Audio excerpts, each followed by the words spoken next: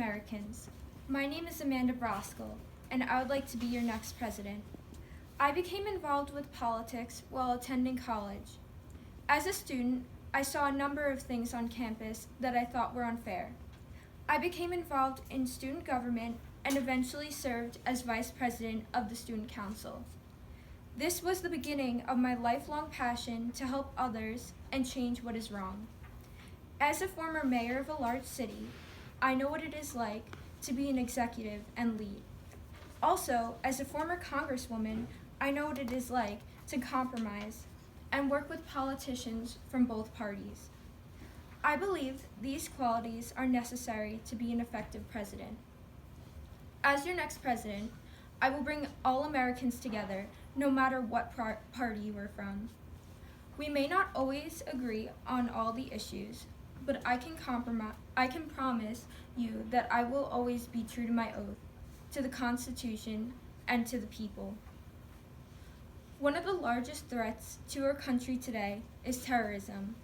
Many Americans, especially those living in larger cities, walk around with fear and possible terrorist attacks looming in their minds. That's no way to live. As your next president, I will work with all law enforcement agencies to assure that we will always share national, international, and local intelligence information with each other.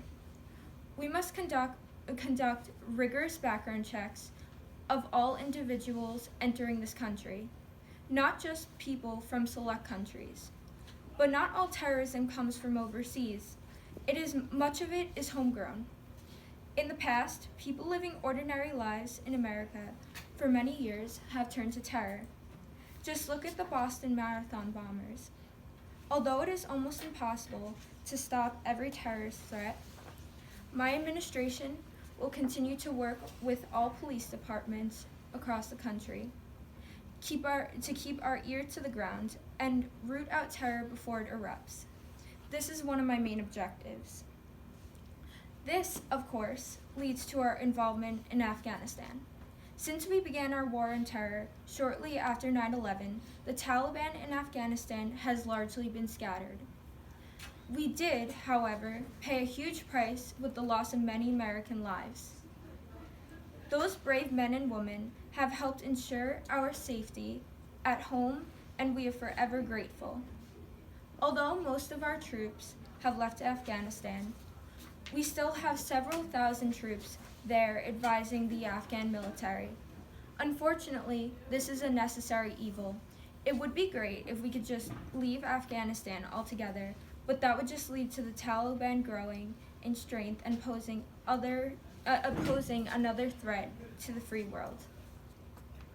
The U.S. has been there for 17 years, and if we keep going the way we have been, it doesn't seem like there's any end in sight. I will work with other world leaders to form a new coalition to combat terrorism. The Taliban, Al-Qaeda, and ISIS. This is a worldwide problem, not just a U.S. problem, but it seems as if the U.S. military is doing most of the dirty work. As your next president, I will unify our allies together to bring the crisis to an end. Regarding our young citizens, as your next president, I will devote all my resources to improving our system of education. In America, we have the world's brightest minds. These young minds need to be nurtured to realize their true potential.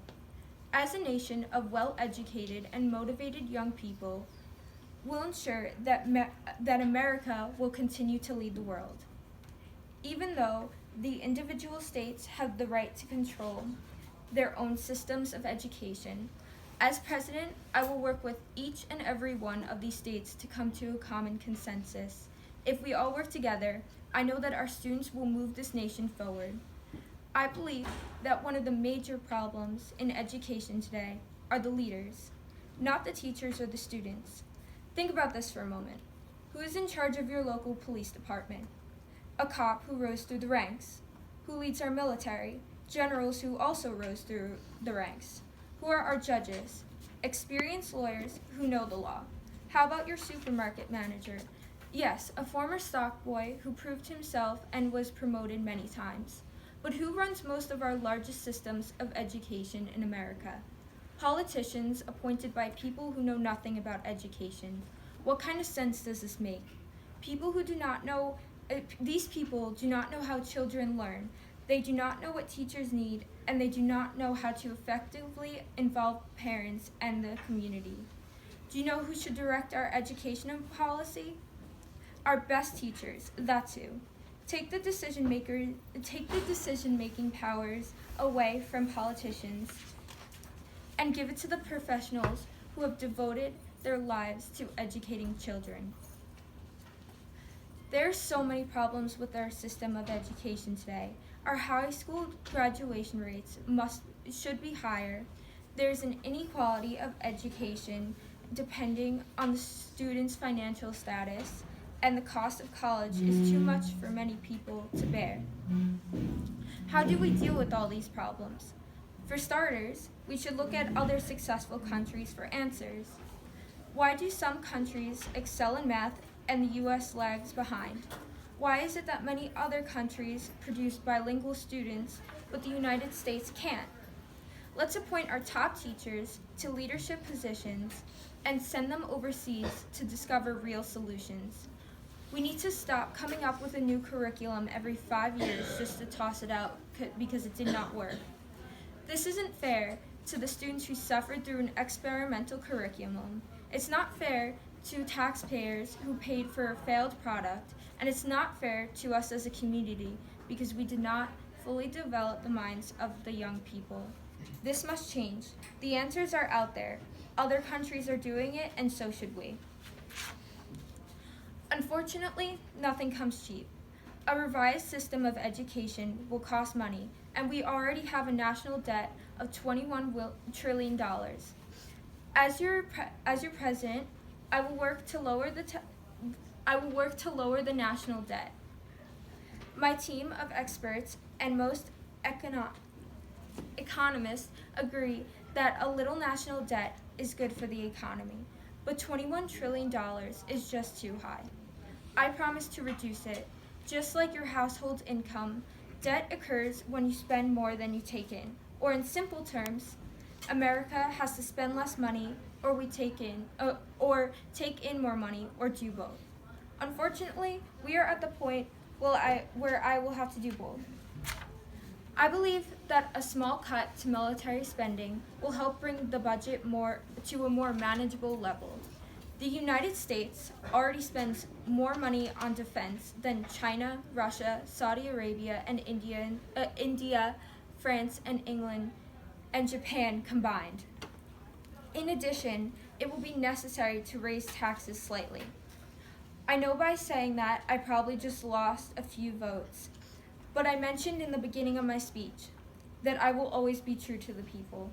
I know that raising taxes is not popular, but I'd rather be upfront with you now as opposed to surprising you after I'm elected.